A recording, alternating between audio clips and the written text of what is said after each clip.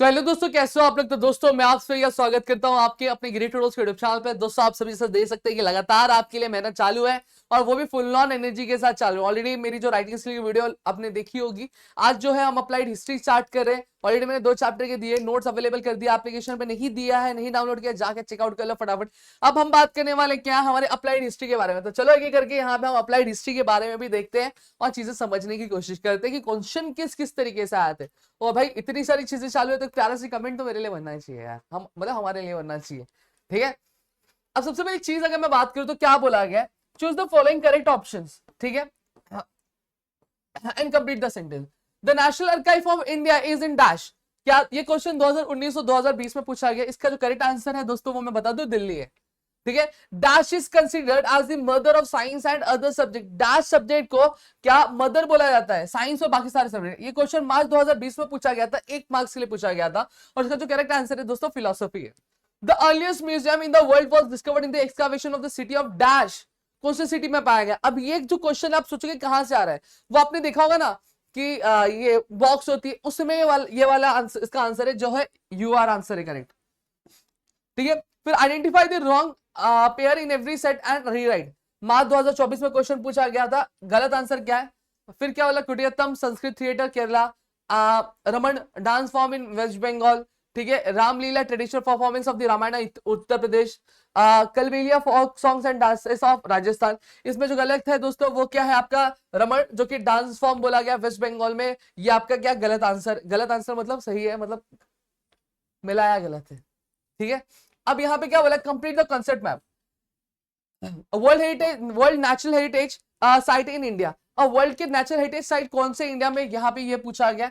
तो यहाँ पे हमें कुछ हिंट के लिए दिया गया, बाकी 4 हमें लिखने हैं। तो यहाँ पे आपके पास ऑप्शन देखो मैंने दे दिए, क्या दिया है, केवलादेव नेशनल पार्क, फिर Manas wildlife sanctuary, Sundarban national park, फिर Nanda Devi and valley of flowers. ये हमारे पास क्या आंसर है। तो इसको आप लर्न कर सकते हो, KSMN। क्या KSMN, के फॉर केवलादेव नेशनल पार्क, फिर M for Manas wildlife century, S for Sundarbans national park और N for Nanda Devi and valley of flowers. ये हमारा क्या करेक्ट आंसर है दोस्तों, समझ में आ गया। फिर नेक्स्ट में जब बात करते हैं कंप्लीट द कंसेप्ट मैप। अब सेम चीज देखो, कल्चर हेरिटेज, यहाँ पे 2 हेरिटेज है आपको। तो टेंजिबल बता रहा हूँ, इंटेंजिबल।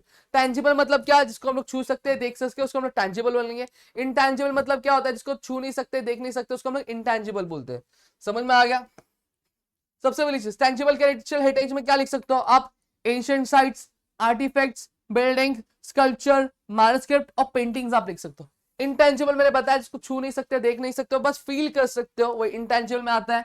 जैसे ट्रेडिशनल नॉलेज हो गया, ओरल ट्रेडिशन और उनके लैंग्वेजेस हो गए, फिर सोशल कस्टम और rituals of the celebrating festival, फिर स्टाइल ऑफ परफॉर्मिंग आर्ट्स, फिर सर्टेन ट्रेडिशनल स्किल्स। ये सारे आपके क्या आते हैं, इंटेंजिबल कल्चर हेरिटेज साइट्स में क्या पूछे जाते हैं। सर बंद है इधर से, ठीक है, जाइए ऐसे कुछ नहीं, अपने लेक्चर है सर। ठीक है, फिर अब क्या आता है, complete the following concept map.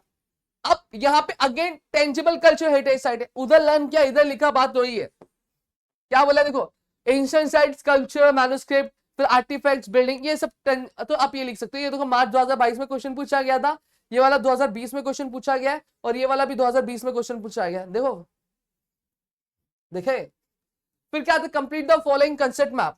अब यहां पे क्या बोलता है, world culture heritage sites in India कौन सी है। देखो यहां पे बोला गया है, एक आगरा दिया हुआ है हमें, आगरा फोर्ट, सन टेम्पल, कोनक, ये आपको दिया हुआ, ये याद करना है।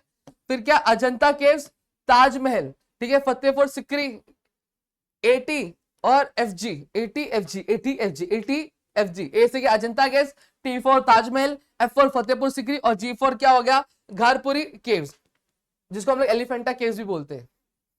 अब आता है शॉर्ट नोट। शॉर्ट नोट्स क्या पूछेंगे, पब्लिक हिस्ट्री। अब पहला आंसर तो ये होता है public history, applied history is also known as public history, या फिर आप public history is also called as applied history, ये आप लिख सकते हो। याद होगा, मैं जूम कर देता हूं आपको, दिखे फॉन्ट एक्चुअली छोटा रखा गया। रीजन क्या है, ये हमने डॉक्यूमेंट नोट्स के बेसिस के लिए बनाया था, ताकि आपको जाए तो आपको ज्यादा पेज ना दिखे, इस वजह से हमने थोड़ा सा मिनिमम रखा है। ठीक है, तो इसलिए मैं जूम कर दे रहा हूँ। क्या बोला है, public history is also called as applied history, ये पहला पॉइंट आपको याद रखना है। फिर क्या बोला गया, is a branch of history focuses on using historical knowledge for the benefit of the society today and in the future। क्या बोला गया, पब्लिक हिस्ट्री को अप्लाइड हिस्ट्री भी बोला जाता है। ये एक ऐसा ब्रांच ऑफ नॉलेज जहां पर हम हिस्ट्री की नॉलेज आज और हमारे फ्यूचर टाइम के बेनिफिट यानी उसके अच्छे के लिए यूज करते हैं। इसी चीज को हम लोग क्या बोलते हैं, पब्लिक हिस्ट्री क्या बोलते हैं। In past people question the usefulness of studying history.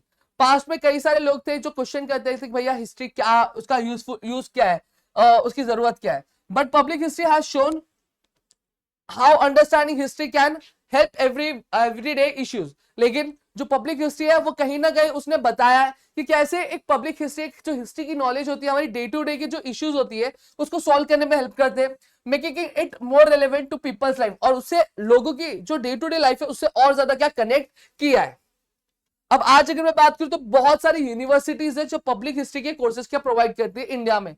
कौन से, इन इंडिया में अगर मैं बात करूं इंस्टीट्यूशन जैसे डीयू जिसको हम लोग दिल्ली यूनिवर्सिटी बोलते हैं, फिर उसके बाद अगर मैं बात करूं हमारी सतारा की जो यूनिवर्सिटी है वो, फिर सिस्टी इंस्टीट्यूट ऑफ आर्ट, फिर design and technology have set up departments, फिर उसके बाद अगर मैं बात such as centre of public history where research and projects in this fields are carried out. तो यहाँ पे ये डिपार्टमेंट्स है, ये इंस्टीट्यूशंस है जहां पे क्या एक अलग डिपार्टमेंट बना दिया गया हिस्टोरिकल रिसर्च के लिए, जहां पे जो स्टूडेंट्स होते हैं, प्रोफेसर्स होते हैं, लेक्चरर्स होते हैं, वो वहां पे जा सकते हैं और उनकी जो स्टडी है पब्लिक हिस्ट्री की उसको कैरी क्या कर सकते हैं। ये क्वेश्चन मार्च 2023 में पूछा गया था दोस्तों। No next, the list of world heritage sites is announced by UNESCO. जो लिस्ट है वर्ल्ड हेरिटेज साइट्स की वो यूनेस्को में क्या की गई है, अनाउंस की गई है। ठीक है, यूनेस्को द्वारा अनाउंस की गई है। तो देखते हैं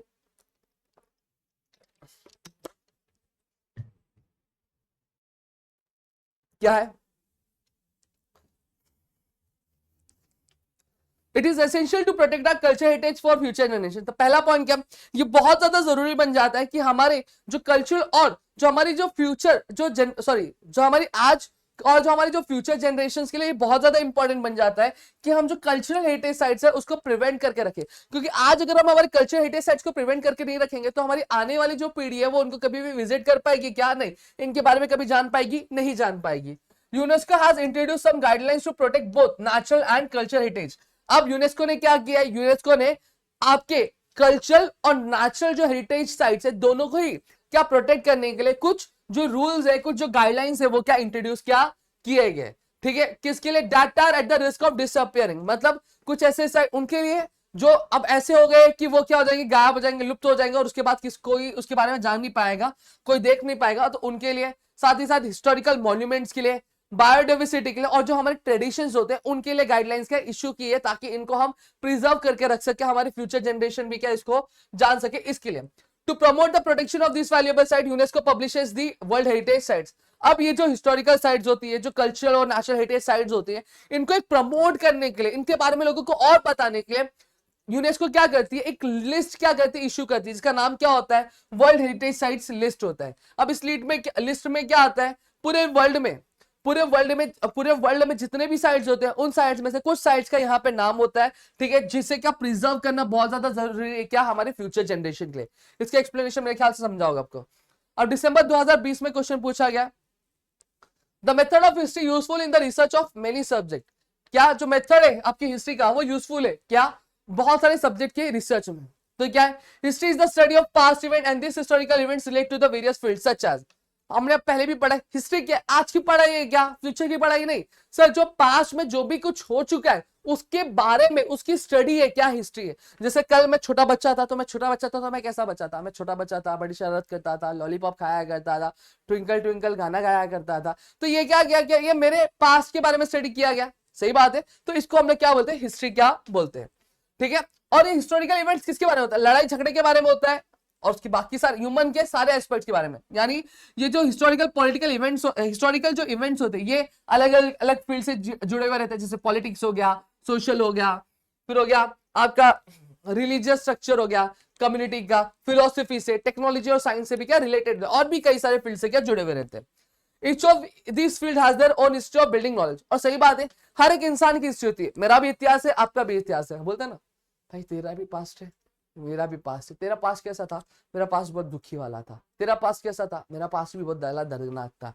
तो उसी तरीके से ये जितने भी फील्ड है इन सभी का क्या है, एक हिस्ट्री है, इन सभी का क्या एक पास्ट है। कोई भी ऐसा नहीं जैसे साइंस एंड टेक्नोलॉजी आज हम जो देखते हैं वो एक ही बार में बन गया ना, एक ही बार में कोई भी चीज बनती नहीं है। ठीक है, हर एक चीज एक स्टेप से गुजरती है, हर एक चीज एक डेवलपमेंट से गुजरती है। तो वही जो डेवलपमेंट कैसे हुआ, किस तरीके से हुआ, तो उनकी भी क्या एक हिस्ट्री है। हाँ है। The direction of future development in every field is dependent on the state of available knowledge. सही बात है ना। अगर आज मैं बात करूं, ये रिमोट है, ये रिमोट में क्या करना चाहता हूं मैं, डेवलपमेंट करना चाहता हूं, इसमें कुछ आविष्कार करना चाहता हूं, इसमें कुछ नई चीजें डालना चाहता हूं, तो वो नई चीजें मैं कैसे डाल पाऊंगा, वो चीज आएगी कहां से। तो भैया मैं आपकी जानकारी के लिए बता दूं, वो नई चीज जो आने वाली है वो कैसे आने वाली है, वो आपकी आएगी किससे, पास में जो डेवलपमेंट है उससे। मुझे पता चला कि एक मोबाइल फोन है, ये देखो ये मोबाइल फोन है, ठीक है, ये मोबाइल फोन है, मैं सोच रहा हूं मैं एक ऐसा मोबाइल फोन बनाऊं जो फोल्ड हो सके, एक नया, ये क्या होगा, न्यू इन्वेंशन होगा। अब मैं गधा, मुझे हिस्ट्री मालूम ही नहीं, ऑलरेडी फोल्डिंग वाली मोबाइल पहली क्या हो गई है, आपकी आविष्कार कर दी गई है। सही बात है। तो जब तक मुझे पास्ट में क्या क्या चीजें डेवलप हुई थी इसके बारे में नहीं पता रहेगा, तब तक मैं फ्यूचर में डेवलपमेंट कर पाऊंगा, सर नहीं कर पाओगे। यही चीज है, समझ में आया, यही बोला गया है। Hence it is rightly said that the method of history is useful in the research of many subjects। समझ में आ गया, इतनी चीजें क्लियर हो गई। ठीक है, अब आगे बात करते हैं। अब आगे यहाँ पे अगर मैं बात करूं, अनुष्का बस मुझे ये स्कैन करके दे देना, हाँ अगर उसको पीपीटी उसमें से उसमें, ठीक है चलो आगे बढ़ते हैं। इंपॉर्टेंट बात था, इसे पॉज करना पड़ता आगे। फिर क्या बोला, it is essential to study the history of technology. अब ये एसेंशियल मतलब क्या होता है सर, एसेंशियल मतलब इंपॉर्टेंट होता है, जरूरी होता है। क्यों जरूरी है कि हम जो है हिस्ट्री क्या स्टडी करें, किसकी, टेक्नोलॉजी की। क्वेश्चन देखो इतना इंपॉर्टेंट है, 2022 और 23 में पूछा गया, 2 बार क्वेश्चन पूछा गया, क्या बात है। देखो यहाँ पे ध्यान देंगे, throughout the human history people have always used different technology at various stages of development. सही बात है, हमारे जो दादा परदादा थे उन्होंने अलग टेक्नोलॉजी यूज की थी, हमारे दादा के परदादा के परदादा के परदादा, यानी जो हमारे क्या होते थे, हंटर्स और गैदरर्स हुआ करते थे, वो अलग टेक्नोलॉजी यूज किया करते थे। सही बात है। तो यही बोला गया है कि ह्यूमन हिस्ट्री की अगर मैं बात करूं तो हर लोगों ने, हर पीपल्स ने क्या किया है, अलग अलग टेक्नोलॉजी यूज की है डेवलपमेंट के अलग अलग स्टेज पे। इतनी चीजें क्लियर हो गई। In early humans use different tools for hunting and gathering then those used for farming. सही बात है ना, कि हमारे जो हंटर्स और गैदरर्स, मतलब जब न्यू स्टोरेज पीरियड था, ओल्ड स्टोरेज पीरियड था, तो वहां पे जो हम इंसान हुआ करते थे, हम शिकार करने के लिए या फिर काम करने के लिए अलग टूल्स यूज करते थे, लेकिन आज के डेट में अगर बात करूं तो अलग टूल्स यूज करते। तो यही चीज बोला गया। Understanding both science and technology help us see how these changes occurred. अब जब हम साइंस एंड टेक्नोलॉजी को क्या कहते हैं, समझ लेते हैं, तो कहीं ना कहीं हमें समझ में आता है कि अगर पहली चीज ये थी तो इसमें क्या चेंज हुआ है, किस तरीके से चेंज हुआ और क्या रीजन था चेंज होने का, इस चीज के बारे में हमें पता चलता है। Over time new advancement in areas like agriculture, manufacturing, construction and engineering were made possible due to science. और सही बात है ना, जैसे जैसे टाइम बीतता गया तो हमने देखा फार्मिंग में इंप्रूवमेंट हुआ, मैन्युफैक्चरिंग में इंप्रूवमेंट हुआ, कंस्ट्रक्शन में इंप्रूवमेंट हुआ। ये चीजें बदली कैसे, जब साइंस में इंप्रूवमेंट हुआ। साइंस में इंप्रूवमेंट कब होगा, जब आपको हिस्ट्री के बारे में पता होगा, आपको पता रहेगा कि हिस्ट्री में ऑलरेडी साइंस में ये चीजें डेवलपमेंट हुई है, ये गलतियां हुई है, तो आप उन्हीं गलतियों से सीख के, उन्हीं नॉलेज से सीख के फिर क्या आप कर सकते हो, नई टेक्नोलॉजी डेवलप करते हैं, जिससे बट ऑब्वियसली बात है बाकी सारे फील्ड्स में क्या डेवलपमेंट हो गई। The studying of the history of technology allows us to understand how this technology advancement shaped our world and how science and technology depend on each other for progress।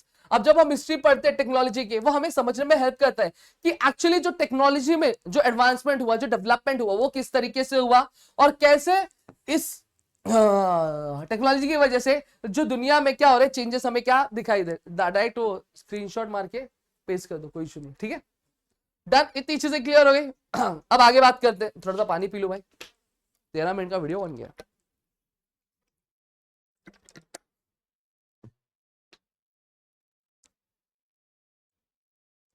The list of world heritage site is announced by UNESCO. जो list है world heritage site की, वो UNESCO ने क्या किया, announce क्या की है। ठीक है, तो अब क्या बोला गया, देखो अब क्या बोला गया, it is crucial to safeguard a rich heritage not just for current generation but also for the future generation. Already हमने देखा कि हमें कहीं ना कहीं ये बहुत ज्यादा जरूरी बन जाता है कि जो हमारी नेचुरल साइट्स है, हमारे जो कल्चरल हेरिटेज साइट्स है, उसको प्रिजर्व करना। सिर्फ आज के लिए प्रिजर्व करना इंपॉर्टेंट है, नहीं, हमारे जो बच्चे होंगे, पोते होंगे, नाती होंगे, मतलब सबके होंगे, आपके भी होंगे, मेरे भी होंगे। सही बात है। तो उनको भी पता होना चाहिए भाई हमारा हिस्ट्री क्या था, हमारा ट्रेडिशन क्या था, हमारा कल्चर भी क्या था। नहीं तो वही हमारे पापा की तरह बोलेंगे कि बेटा तुम क्या जानो 90s के गाने क्या हुआ करते थे, हालांकि हमारे पास अवेलेबल, लेकिन हमें भी नहीं पता। सही बात है। तो जब उनके पास अवेलेबल ही नहीं रहेगा तो उनको पता चलेगा क्या? नहीं पता चला। इसलिए प्रिजर्व करना बहुत ज्यादा इंपॉर्टेंट है। तो देख लो, अगर नहीं प्रिजर्व करोगे तुम्हारी आने वाली पीढ़ी कितनी बड़ी प्रॉब्लम में चली जाएगी, समझा? तो इसलिए बोल रहा प्रिजर्व करके रखना जरूरी है। फिर क्या बोला, additionally it is necessary to protect and conserve various types of culture and natural heritage that are a risk at such as historical monuments, traditional knowledge and biodiversity.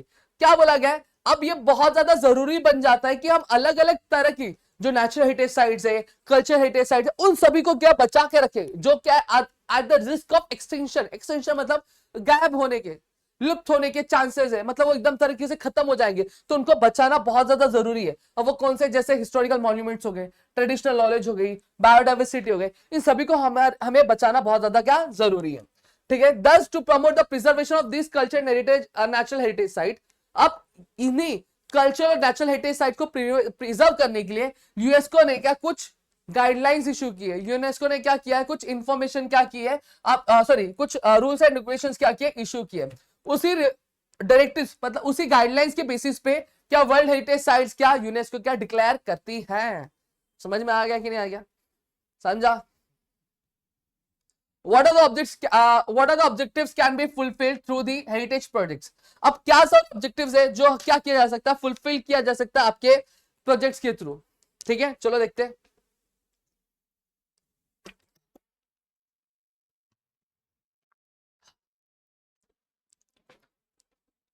एक बार कॉल कर लेना सर को। ठीक है, अब ऑब्जेक्टिव्स क्या है जो हमें हेरिटेज प्रोजेक्ट्स को that can be fulfilled through heritage projects. कौन से ऑब्जेक्टिव्स है जिस जो हेरिटेज प्रोजेक्ट से क्या किया जा सकता है, फुलफिल किया जा सकता है। मार्च 2019 में क्वेश्चन पूछा गया था।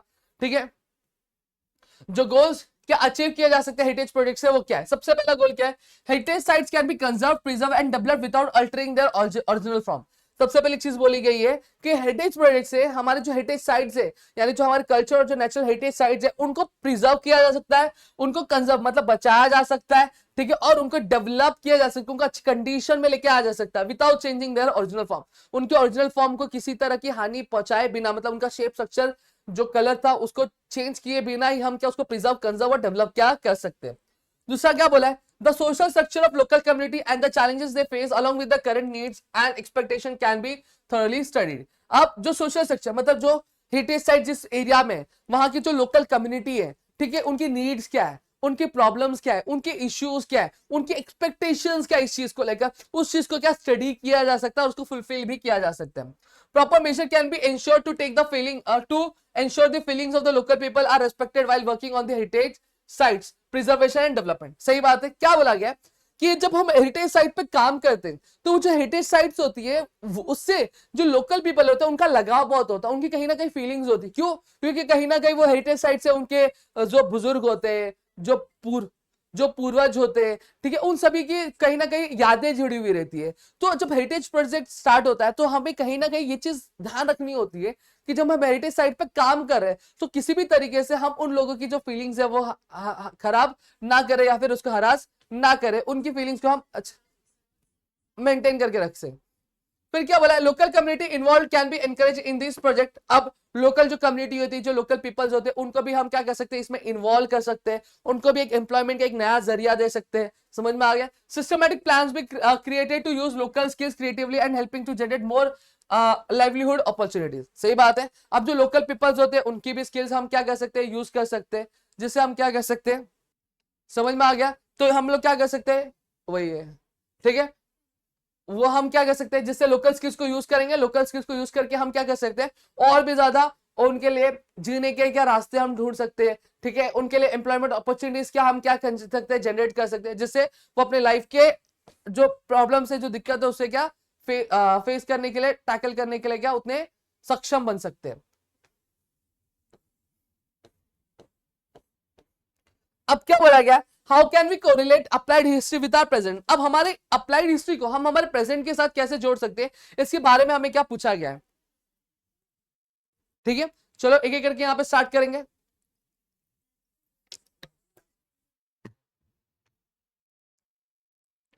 सबसे पहला पॉइंट क्या बोला है? अप्लाइड हिस्ट्री को क्या बोला जाता है? पब्लिक हिस्ट्री भी बोला जाता है। ये कहीं ना कहीं हमें हेल्प करता है कि हमारे जो पास्ट इवेंट्स होते हैं उनको हमारे रियल लाइफ यानी जो अभी जो चीजें चल रही है उससे हम क्या कनेक्ट क्या कर सके।